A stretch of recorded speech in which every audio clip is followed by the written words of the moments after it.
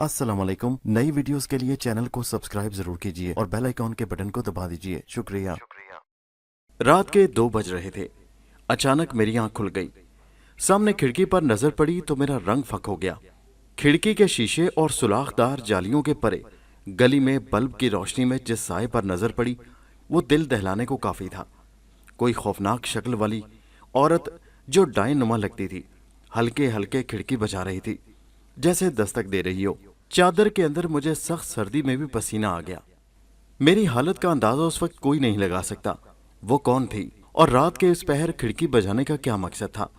वो खौफनाक शक्लो सूरत वाली औरत जिसने मेरे औसान खता कर दिए। उस कमरे की खिड़की पर मजबूत सुलाखें लगी थी और अंदर की तरफ शीशे थे।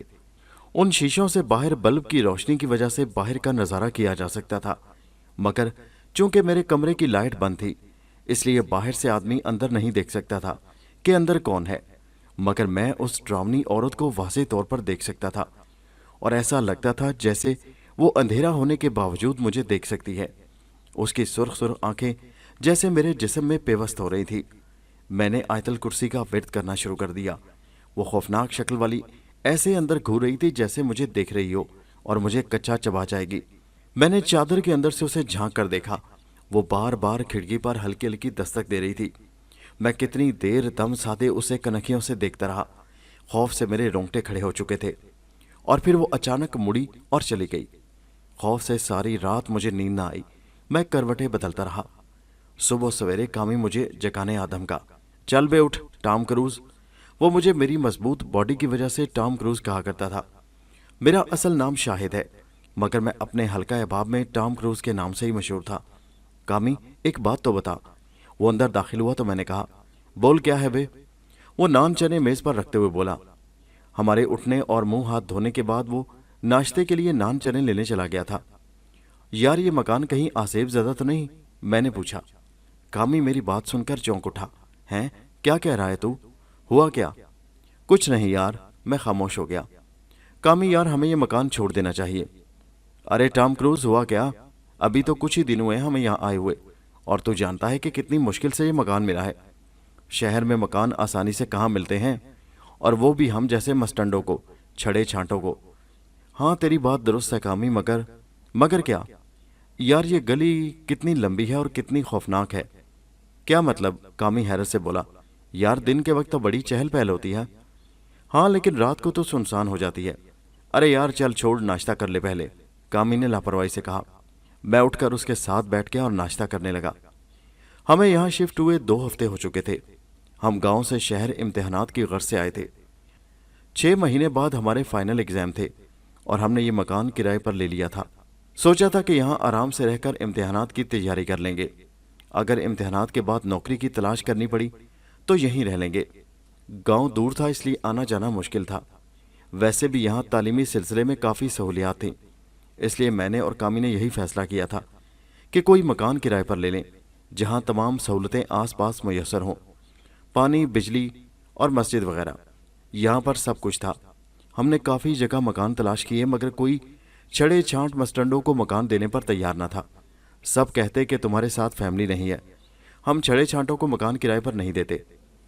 एक जानने वाले के तवज्जो से ये मकान मिला था और मैं और कामी दोनों इस बात पर खुश थे कि चलो काफ़ी तलाश बिस्यार के बाद हमारा मसला तो हल हुआ और आराम से इस मकान में रहकर इम्तिहानात दे लेंगे। इसी जगह मुझे कुछ ट्यूशन्स मिलने की भी उम्मीद थी, मगर रात वाले वाक़े ने मुझे परेशान करके रख दिया था। मैं सोचता था कि ट्यूशन्स पढ़ाकर अपना खर्च भी निकाल लूँगा। कामी का ताल्लुक तो ज़िम्मेदार घराने से था, जबकि मैं एक मामूली घराने का बेटा था। सोचा था पढ़ लिख कर कोई अच्छी नौकरी मिल जाएगी तो माँ बाप का सहारा बनूंगा। वो कौन थी जो रात खिड़की पर दस्तक दे रही थी? वो ड्रावनी भयानक शक्ल वाली चुड़ैल नुमा औरत। सोच विचार में मेरा सारा दिन गुजर गया। अगली रात खाने के बाद मैं चहलकदमी की गर्ज से छत पर चला आया और कामी आवारागर्दी करने बाहर निकल गया था। वो जब से शहर में आया था रात को हमेशा बाहर निकल जाता। पहले पहल तो मैं भी उसके साथ जाता रहा, मगर शहर के हंगामों में मेरा दिल नहीं लगता था। कामी मुझसे बाजार चलने के लिए इसरार करता रहा, मगर मैंने उसे कहा तुम चले जाओ, मैं ज़रा छत पर ही टहल लूँगा। दरअसल मैं इस बात पर गौर कर रहा था कि वो औरत कौन थी, वो डायन, वो चुड़ैल। मैं रात वाले वाक़े से बहुत खौफजदा था। छत पर खामोशी छाई थी और तकरीबन गुब अंधेरा था। میں کافی دیر ادھر ادھر گھومتا رہا، پھر تھک ہار کر نیچے اتر آیا۔ میرا ذہن کافی الجھا ہوا تھا۔ کھانے کے دوران بھی میں چپ چپ رہا۔ کامی نے میری خاموشی پر غور کیا مگر وہ بھی چپ ہی رہا۔ کھانے کے بعد میں نے چائے پیتے ہوئے کہا، کامی یار آج تم میرے والے کمرے میں سو جاؤ۔ کامی بولا، نہیں یار، تو جانتا ہے کہ مجھے دیر تک پڑھنے کی عادت ہے اور تجھے جلد نیند آ جاتی ہے، اس لیے مجھے لائٹ جلا کر رکھنی ہوتی ہے۔ کامی بھی چائے کا کپ اٹھاتے ہوئے بولا، اچھا ایسا کرنا، جس وقت مجھے نیند آئے تم اپنے کمرے میں چلے جانا۔ میں نے تجویز دی۔ نہیں بابا، تم یہیں سو۔ کامی کی بات پر میں چپ ہو گیا۔ اس کے بعد ہم کافی دیر باتیں کرتے رہے، پھر وہ کتابیں اٹھا کر اپنے کمرے میں چلا گیا۔ ہم کافی دیر تک خاموش اپنے اپنے کمروں میں پڑھتے رہے۔ مجھ پر نیند کا غلبہ ہوا تو میں نے اٹھ کر لائٹ بند کی اور چادر لپیٹ کر سونے کی کوشش کرنے لگا۔ مچھروں سے بچنے کے لیے چادر لپیٹ کر سونے کا نسخہ نہایت آزمودہ تھا، لیکن دماغ میں ابھی تک وہی خوفناک شکل و صورت والی ڈائن گردش کر رہی تھی۔ میں سونے کی کوشش کرنے لگا، نہ جانے مجھے کس وقت ہلکی ہلکی نیند نے آ دبوچا۔ رات 1 بجے کا وقت ہوگا کہ مجھے کھڑکی کے کھٹکنے کی آواز آئی۔ خوف کی ایک لہر میرے جسم میں دوڑ گئی۔ میں نے چادر سے سر نکال کر دیکھا مگر کھڑکی میں کوئی نہیں تھا۔ میں کچھ سوچ کر بستر سے اٹھا۔ کھڑکی میں مکمل اندھیرا اور خاموشی کے سوا کچھ دکھائی نہیں دیتا تھا۔ میں دھیمے قدموں چلتا چلتا کھڑکی کے پاس آ گیا۔ میں نے کھڑکی میں سے جھانک کر گلی میں دیکھا۔ پوری گلی اندھیرے میں ڈوبی ہوئی تھی، صرف ہمارے سامنے والے مکان کی مدھم سی روشنی تھی۔ اسی دھیمی روشنی میں نے اس کے خوفناک سراپے کو دیکھا تھا۔ اچانک مجھے باہر سے کسی کے رونے کی آواز آنے لگی، جیسے کوئی عورت رو رہی ہو، سسکیاں بھرتی ہو اور آہستہ آہستہ پاؤں گھسیٹ کر چل رہی ہو۔ مجھے ایسا محسوس ہوا جیسے یہ اسی کی آواز ہو۔ میں فوراً بھاگ کر بیرونی دروازے کے پاس آ گیا۔ میں نے دروازہ کھول کر تھوڑی سی گردن گھما کر باہر دیکھا تو خوف زدہ ہو گیا۔ وہی خوفناک شکل و صورت والی عورت چند قدم آگے کی طرف جا رہی تھی۔ دروازہ کھلنے کی ہلکی سی آواز پر بھی اس نے اچانک مڑ کر دیکھا۔ اس کے مڑتے ہی میں نے ایک دم دروازہ بند کر دیا۔ میرا دل زور زور سے دھڑک رہا تھا۔ اب اس ڈائن نما عورت کی سسکیوں نے غراہٹوں کی شکل بدل لی تھی۔ مجھے ایسا محسوس ہوا جیسے منہ ہی منہ میں وہ کچھ بدبدا رہی ہو، مگر الفاظ واضح نہیں تھے، اس لیے میں کچھ سن نہ سکا۔ کچھ دیر خاموشی چھائی رہی اور پھر اس کے قدم گھسیٹنے کی آواز آئی۔ شاید وہ پھر چل رہی تھی۔ جب آواز کچھ اور دھیمی ہو گئی تو میں نے آواز پیدا کیے بغیر بیرونی دروازے کی کنڈی کھولی اور باہر نکل آیا۔ سنسان گلی میں مجھے وہی ڈائن دور جاتی دکھائی دی۔ ڈائن ایک دم رک گئی، ایسا لگتا تھا جیسے اسے میری گلی میں موجودگی کا احساس ہو گیا ہو۔ میں ایک دم پھر سے دروازے کے اندر ہو گیا۔ وہ دوبارہ چل پڑی۔ میں دل مضبوط کر کے پھر گلی میں نکل آیا۔ میرے دل میں تجسس تھا کہ وہ کون تھی، کوئی عورت تھی یا ڈائن، لیکن اس کی شکل تو ڈائن سے ملتی جلتی تھی۔ کوئی چڑیل، بھیانک چڑیل۔ اگر عورت تھی تو رو کیوں رہی تھی، اور رات کے اس پہر گلی میں کیوں لینے آئی تھی؟ ڈائن پاؤں گھسیٹ گھسیٹ کر چلتی ہوئی بہت دور چلی گئی۔ وہ چلتی ہوئی گلی کا موڑ مڑ گئی۔ میں بدستور اس کا پیچھا کر رہا تھا۔ چلتے چلتے میں اسی موڑ کے قریب پہنچ گیا، اور میں نے جو ہی موڑ کے قریب پہنچ کر گردن گھما کر دیکھا تو میں یہ دیکھ کر ہکا بکا رہ گیا کہ وہ گلی مکمل خالی تھی۔ اس گلی میں کسی وجود کا نام و نشان تک نہ تھا۔ وہ ایک دم کہاں غائب ہو گئی؟ مجھے اچھی طرح یاد ہے میں نے دھیمی روشنی میں اسے گلی کا موڑ مڑتے اسی طرف جاتے دیکھا تھا۔ وہ کہاں غائب ہو گئی؟ میں حیران تھا۔ میں نے دور دور تک گلی میں جھانک کر دیکھا۔ دور کچھ بلب جل رہے تھے، گلی نظر آ رہی تھی، مگر اس عورت کا کہیں نام و نشان نہ تھا۔ وہ ڈائن کہاں چلی گئی؟ اسے زمین کھا گئی یا آسمان؟ میں کچھ دیر وہیں کھڑا اس گلی کو بغور دیکھتا رہا، مگر پھر مایوس ہو کر واپس لوٹ آیا۔ کمرے میں پہنچ کر میں بستر پر لیٹ گیا۔ میرا دل زور زور سے دھڑک رہا تھا، ذہن منتشر ہو چکا تھا، خوف کی ایک چادر میرے چاروں طرف پھیلی تھی۔ ادھر کامی کے دروازے کی لائٹ بھی بند ہو چکی تھی، شاید وہ بھی پڑھتے پڑھتے تھک کر سو چکا تھا۔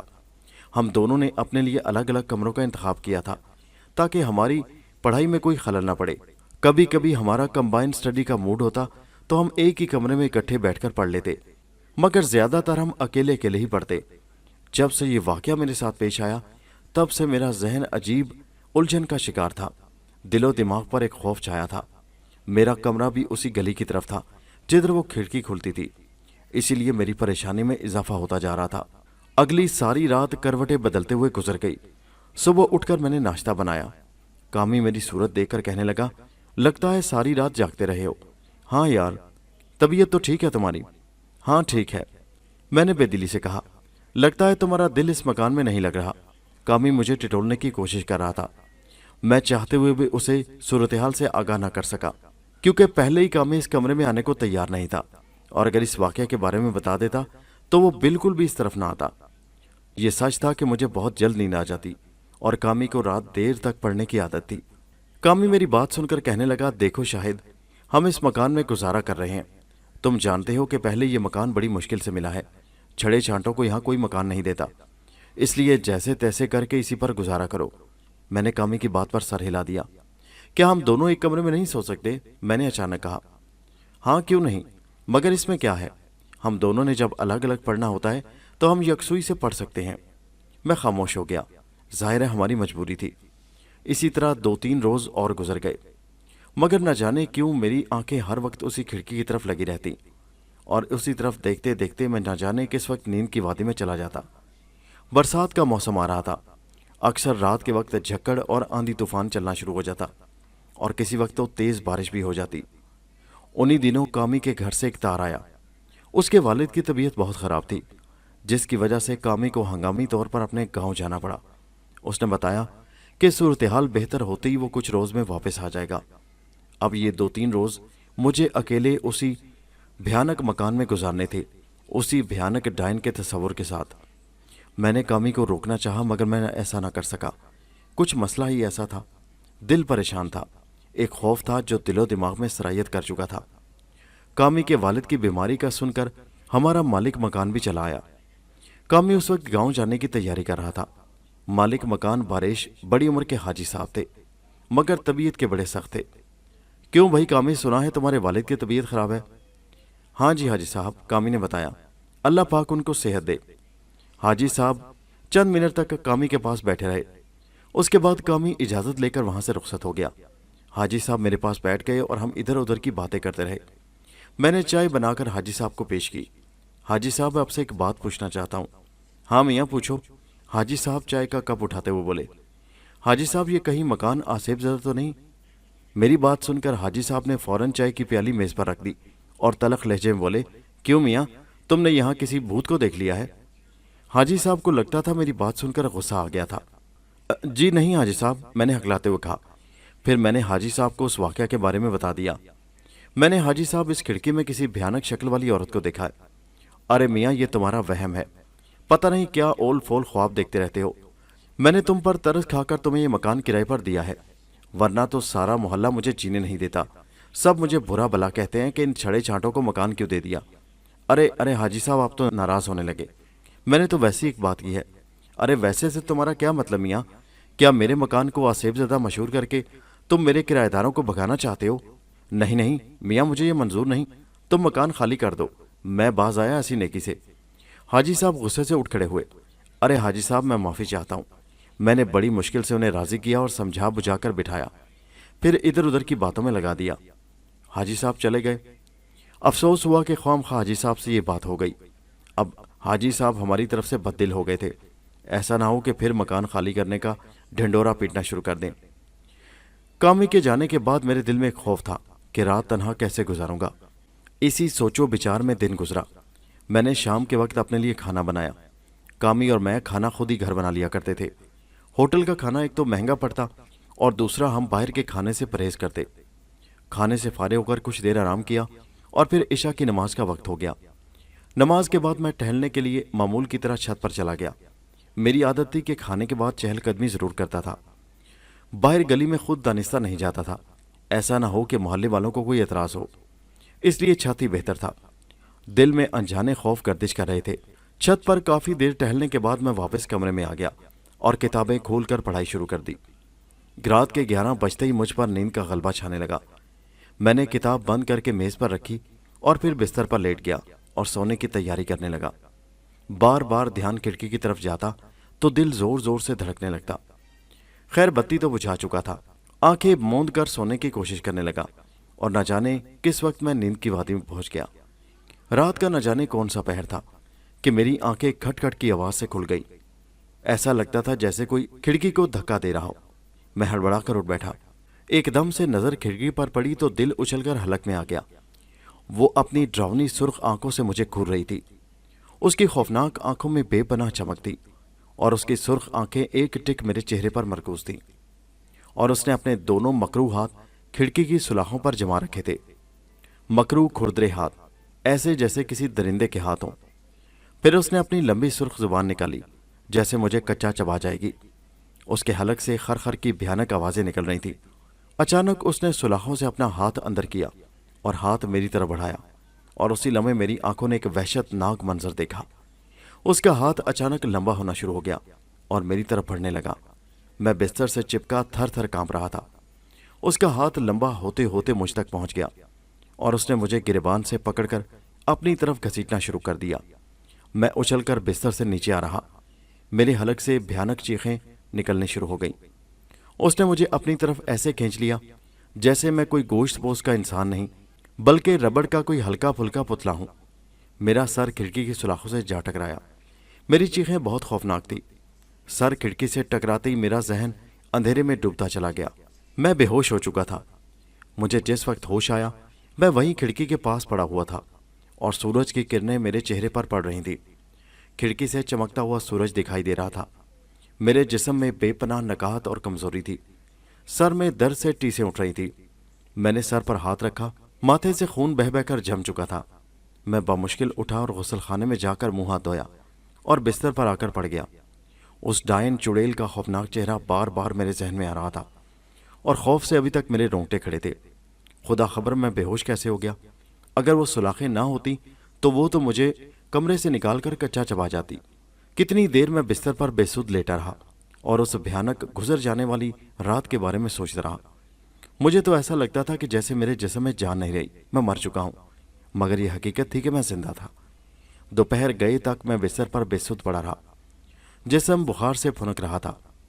شام کو دروازے پر دستک ہوئی۔ میں نے بمشکل اٹھ کر دروازہ کھولا تو حاجی صاحب باہر کھڑے تھے۔ حاجی صاحب نے مجھے دیکھا تو کہنے لگے، ارے میاں کیا ہوا، تمہاری طبیعت تو ٹھیک ہے؟ ارے تمہیں تو تیز بخار ہے۔ حاجی صاحب نے میرا بازو پکڑتے ہوئے کہا۔ مجھے سہارا دے کر بستر تک لے آئے۔ بس حاجی صاحب آج کچھ طبیعت ٹھیک نہیں۔ کیا بات ہے؟ جی کوئی بات نہیں، میں نے دانستہ انہیں کچھ نہیں بتایا۔ وہ کچھ دیر بیٹھے رہے، پھر کہنے لگے، اکیلے ہو؟ کسی چیز کی ضرورت ہو تو بتا دو، میرا گھر تو پاس ہی ہے۔ حاجی صاحب ایک سرسری سی پیشکش کرنے کے بعد اٹھ کر چلے گئے۔ مجھے نہیں پتا وہ کس وقت گئے۔ میں تو بے سود اپنی چارپائی پر پڑا رہا۔ رات گئے مجھے کچھ ہوش آیا۔ اٹھ کر پچھلے روز کا بچا کچا سالن اور ایک روٹی زہر مار کی، اور آنے والی رات کے خوف سے پھر میرا بدن کانپنے لگا۔ مگر میں نے پورا ارادہ کر لیا تھا کہ آج رات میں کامی کے کمرے میں سوؤں گا۔ دن میں بھی پڑھائی نہیں کر سکا۔ پھر میں کامران کے کمرے میں جا کر پڑھ رہا۔ جوں جوں رات آتی جا رہی تھی میرا خوف بڑھتا جا رہا تھا۔ کامی کے کمرے میں میری رات آرام سے گزر گئی۔ پچھلی رات جاگنے کی وجہ سے نیند بھی خوب آئی۔ اگلے 2 روز بھی خیریت سے گزر گئے۔ میری حالت کچھ سنبھل چکی تھی، مگر میں اس واقعہ کے بعد بے انتہا خوفزدہ ہو چکا تھا۔ میں نے فیصلہ کر لیا تھا کہ جوں ہی کامی گاؤں سے واپس آئے گا ہم فوراً اس رہائش گاہ کو بدل لیں گے۔ شام کے وقت میں کتاب لے کر چھت پر ٹہلنے چلا گیا۔ ٹہلتا جا رہا تھا اور کتاب لے کر پڑھتا بھی جا رہا تھا، مگر دل و دماغ میں ایک جنگ جاری تھی۔ بار بار خیال اسی واقعہ کی طرف چلا جاتا۔ ٹہلتے ٹہلتے میری نظر سامنے والے مکان کی چھت پر پڑی۔ خالہ کلثوم سامنے کھڑی تھی۔ میں نے ادب سے سلام کیا۔ ارے بیٹا، خدا تمہارا بھلا کرے، نیک ماں باپ کی اولاد ہو۔ خالہ کلثوم ہمارے گھر کے سامنے رہتی تھی۔ پوچھنے لگی، تمہارے امتحان کب ہیں؟ خالہ ابھی 6 مہینے ہیں۔ میں جانتا تھا محلے والوں کو تجسس ہے کہ ہم چھڑے چھانٹ کب تک یہ مکان خالی کر دیں گے۔ آخر خالہ کلثوم کی بھی تو گھر میں جوان بیٹیاں تھیں۔ خالہ میں آپ سے ایک بات پوچھنا چاہتا ہوں۔ ہاں ہاں پوچھو بیٹا۔ خالہ یہ مکان کب سے تعمیر شدہ ہے؟ میں نے اس مکان کے بارے میں پوچھا جس میں ہم رہائش پذیر تھے۔ اس بوڑھی عورت سے یہ سوال پوچھنے کا مقصد یہ تھا کہ وہ عورت اس محلے میں پرانی رہنے والی تھی۔ خالہ میری بات کے جواب میں بولی، بیٹا اس مکان کو بلے ہوئے 40 سال سے زیادہ ہو چکے ہیں۔ کیا اس مکان کی خستہ حالی سے تمہیں معلوم نہیں پڑتا؟ ہاں خالہ یہ تو ہے۔ کیوں، کیا بات ہے؟ خیریت تو ہے؟ خالہ نے مجھے متجسس نظروں سے دیکھتے ہوئے کہا، کچھ نہیں خالہ، ویسے ہی پوچھا ہے، مکان بہت خستہ ہے نا اس لیے۔ میں جانتا تھا کہ خالہ کلثوم محلے کی کٹنی عورت ہے، اگر ذرا سی بات اس کے ہتھے چڑھ گئی تو پورے محلے میں پھیل جائے گی۔ بس خالہ کبھی کبھی اکیلے پہ اس گھر میں مجھے ڈر لگتا ہے۔ کیوں، تمہارا دوسرا ساتھی کہاں ہے؟ خالہ نے کامی کے بارے میں پوچھا۔ خالہ اس کے ابا کی طبیعت ٹھیک نہیں تھی، وہ گاؤں گیا ہوا ہے۔ اور پھر خالہ نے وہ کام کی بات بتا ہی دی جس چیز کے لیے میں خالہ کو کریت کر اس مکان کے بارے میں پوچھ رہا تھا۔ کہنے لگی بیٹا ایک بات بتاؤں، اس مکان میں کم ہی لوگ کرائے پر رہنے کے لیے آتے ہیں، اسی لیے تو حاجی صاحب نے تم چھڑوں کو یہ مکان دے دیا ہے، ویسے تو یہ مکان وہ چھڑے چھانٹ لوگوں کو کبھی نہ دیتا۔ کیوں خالہ ایسی بات کیا ہے اس مکان میں نے متجسس لہجے میں پوچھا۔ خالہ بولی بیٹا اس مکان کی جگہ پہلے زمانے میں ایک پرانی سرائے بنی ہوئی تھی، یہ سرائے بڑے نواب کی تھی۔ نواب کی بیوی کے ہاں کوئی اولاد نہ تھی، اسی لیے نواب ایک روز کسی چھوٹی عمر کی لڑکی کو بیاہ کر لے آیا۔ لوگ بتاتے ہیں کہ کسی کوٹھے سے لے کر آیا تھا اس لڑکی کو۔ چھوٹی بیگم اپنی سوتن یعنی نواب کی بڑی بیوی سے بے حد جلتی تھی، اس سے نفرت کرتی تھی اور اسے اپنے لیے خطرہ سمجھتی تھی۔ نواب بھی اپنی چھوٹی بیوی کی خاطرداری میں لگا رہتا۔ نواب چھوٹی بیوی کو خالصتاً اولاد کے لیے بیاہ کر لایا تھا۔ خدا کی قدرت دیکھیے کہ چھوٹی بیوی کے ہاں خدا نے ایک چاند سی بیٹی عطا کی۔ نواب کی بڑی بیوی بہت نیک اور صابر عورت تھی۔ بیٹا یہ بہت پرانی بات ہے، ہم نے تو اپنے بڑے بوڑھوں سے سنا ہے، بیٹی کے پیدا ہونے کے بعد چھوٹی بیوی نے زیادہ ناز نخرے دکھانے شروع کر دیے اور بڑی بیوی کو بانجھ اور فالتو چیز سمجھ کر اس پر ظلم و ستم ڈھانے شروع کر دیے۔ نواب صاحب نے بھی اپنی بڑی بیوی کی طرف سے کان اور آنکھیں بند کر لیں۔ خدا کی قدرت دیکھو کہ 2 ہی سال کے بعد بڑی بیوی کے ہاں بھی امید لگ گئی اور اسے خدا نے ایک چاند سا بیٹا عطا فرمایا۔ اب تو چھوٹی بہو اس کے اور خلاف ہو گئی، وہ تو حسد کی آگ میں جلنے لگی۔ پھر خالہ نے ادھر ادھر دیکھ کر رازداری میں کہنا شروع کیا، سنا ہے نواب کی چھوٹی بیوی میں حسد اور جلن میں آ کر اس نے بڑی بیوی اور اس کے چھوٹے سے بیٹے کو مروا دیا، انہیں قتل کروا دیا۔ اسے اس بات کا رنج تھا کہ بڑی بیوی بانجھ ہونے کے بعد بھی ایک بیٹے کی ماں بن گئی، اب نواب کی ساری دولت یہ ہتھیا لے گی اور سب جائیداد بھی۔ کہتے ہیں کہ چھوٹی بیوی نے اپنے ایک پرانے عاشق سے ساز باز کر کے نواب کی بیوی اور اس کے بچے کو قتل کرا دیا تھا۔ بیٹا پیدا ہو جانے کی وجہ سے بڑی بیوی کی اہمیت پھر بڑھ گئی تھی اور نواب صاحب بڑی بیوی کے بھی لاڈ اٹھانے لگے تھے اور اس سے پھر سے ویسی محبت کرنے لگے تھے۔ ادھر جب چھوٹی بیوی نے بڑی بیوی اور اس کے بچے کو قتل کروا دیا تو نواب تو بیچارہ ان کے غم میں نیم پاگل سا ہو گیا اور بستر سے لگ گیا بیچارہ۔ پھر لوگ بتاتے ہیں کہ چھوٹی بیوی نے اپنے آشنا کے ساتھ مل کر نواب کو زہر دے ڈالا۔ ادھر اس نے بڑی بیوی اور اس کے بچے کو قتل کرنے کے بعد اسی حویلی کے کسی کمرے میں دفن کر دیا تھا۔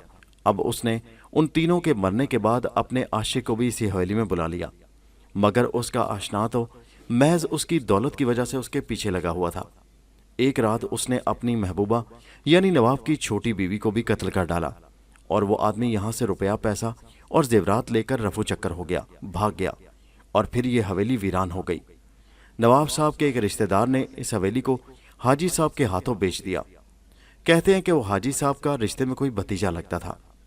حاجی صاحب کے والد نے یہ حویلی خرید لی اور حاجی صاحب کے والد کی وفات کے بعد حاجی صاحب نے اس حویلی کو کچھ مرمت وغیرہ کروا کر اسے ایک مکان کی شکل دے ڈالی اور نچلی اور اوپر کی دونوں منزلوں کو کرائے پر چڑھا دیا، مگر اوپری منزل بہت خستہ حال ہے جس کی وجہ سے اوپر کرایہ داروں کا رہنا مشکل تھا، اس لیے اب وہ کرائے پر نہیں چڑھائی جاتی۔ نیچے کی منزل کئی بار کرائے پر چڑھائی گئی، مگر نامعلوم وجوہات کی بنا پر چند ہی ہفتوں کے بعد کرایہ دار نچلی منزل بھی چھوڑ کر چلے جاتے۔ آہستہ آہستہ یہ بات مشہور ہو گئی کہ یہ نچلی منزل بھی آسیب زدہ ہے۔ حاجی صاحب نے بہت عرصہ پہلے اسی محلے میں اپنا ایک مضبوط اور پختہ مکان بنا لیا تھا۔ کئی بار سنا کہ حاجی صاحب اس مکان کو بیچنے کا ارادہ رکھتے ہیں، مگر کوئی خریدار ہی نہیں ملتا۔ خریدار تو دور کی بات، کوئی کرایہ دار نہیں ملتا۔ تم تو جانتے ہو بیٹا، جو مکان آسیب زدہ مشہور ہو جائے وہاں کوئی نہ خریدار ملتا ہے اور نہ کرایہ دار۔ تم تو بیچارے چھڑے چھانٹتے اور ضرورت مند تھے اور تمہیں تو معلوم بھی نہیں تھا، اسی لیے تم لوگ آ گئے۔ ویسے تم دونوں کے آنے سے محلے والے بہت خوش ہیں کہ یہ مکان بھی آباد ہوا۔ خالہ کی بات سن کر میرے رونگٹے کھڑے ہو چکے تھے۔ اس کا مطلب تھا کہ نواب، اس کی بیوی اور اس کے بچے کی لاشیں اسی حویلی میں کسی جگہ دفن تھیں۔ میرا ذہن بار بار اسی خیال کی طرف جا رہا تھا کہ ہو نہ ہو وہ ڈائن یقیناً نواب صاحب کی بیوی تھی جس کی بے قرار بدرو نے ڈائن کی شکل اختیار کر لی تھی۔ میں نے دل میں پکا ارادہ کر لیا تھا کہ کامی کے آتے ہی ہر صورت میں یہ مکان چھوڑ دوں گا۔ ایک ہفتہ میں نے کامی کے کمرے میں ہی گزارا۔ اس دوران مجھے رات میں کئی بار کھڑکی پر کھٹکھٹ کی آوازیں آتی، مگر میں اس طرف توجہ دیے بغیر کامی کے کمرے کے دروازے کی کنڈی چڑھا کر اندر آرام سے لیٹا رہتا۔ خدا خدا کر کے ایک ہفتے کے بعد کامی گاؤں سے واپس لوٹا۔ وہ جیسے ہی گاؤں سے واپس آیا میں نے اس کے والد کا حال احوال پوچھا۔ اس نے بتایا کہ والد صاحب آپ بہتر ہیں۔ رسمی بات چیت کے بعد میں نے کامی کو پہلی فرصت میں اس مکان کو خالی کرنے کا کہہ دیا۔ وہ بیچارہ حیرانی سے بولا، یار مکان تو خالی کر دیں مگر جائیں گے کہاں؟ میں نے کہا کچھ بھی ہو، ہمیں کہیں بھی رہنا پڑے، ہمیں یہ مکان فوراً جلد از جلد خالی کر دینا چاہیے۔ اور پھر 2 دن ہم نے پاگلوں کی طرح مکان کی تلاش میں صرف کر دیے۔ ہم ہر محلے ہر گلی میں گئے اور بالآخر ہماری کوششیں رنگ لائیں اور ہمیں ایک مکان کی چھوٹی سی بیٹھک کرائے پر مل گئی جس کے ساتھ ملک ایک غسل خانہ تھا۔ وہ ہماری ضرورت کے لیے کافی تھی۔ میں نے کامی سے کہا، ہم دونوں ایک ہی کمرے میں گزارا کر لیں گے مگر اس مکان کو فوری طور پر چھوڑ دو۔ کامی مجھ سے پوچھتا ہی رہا کہ آخر وجہ کیا ہے۔ میں نے کہا وجہ مت پوچھو، اگر زندگی چاہتے ہو تو اس مکان سے فوراً نکل چلو۔ اور پھر 2 روز کے بعد ہی ہم نے وہ مکان چھوڑ دیا۔ حاجی صاحب کو جب مکان چھوڑنے کا پتہ چلا تو وہ بھاگے آئے، ہماری منتیں کرنے لگے، ہم سے آدھے کرائے پر بھی راضی ہو گئے، مگر ہم نے حاجی صاحب کو چابی واپس کرتے ہوئے کہا، حاجی صاحب ہمارے امتحانات ملتوی ہو گئے ہیں، ہم واپس گاؤں جا رہے ہیں۔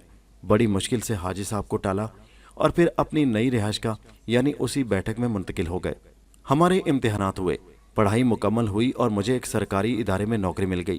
کامی واپس اپنی زمینوں پر چلا گیا۔ کامی ایک بڑا ذمہ دار بن گیا، اس نے اپنی زمینوں کی طرف توجہ دینی شروع کر دی۔ میں اپنی سرکاری ڈیوٹی نبھانے لگا۔ آج اس واقعہ کو کئی سال گزر گئے ہیں مگر آج بھی میرے ذہن میں یہ واقعہ اسی طرح تر و تازہ ہے۔ کوئی مانے یا نہ مانے مگر اس بھیانک چڑیل کی شکل آج بھی اسی طرح میرے ذہن میں حقیقت کی طرح پوشیدہ ہے۔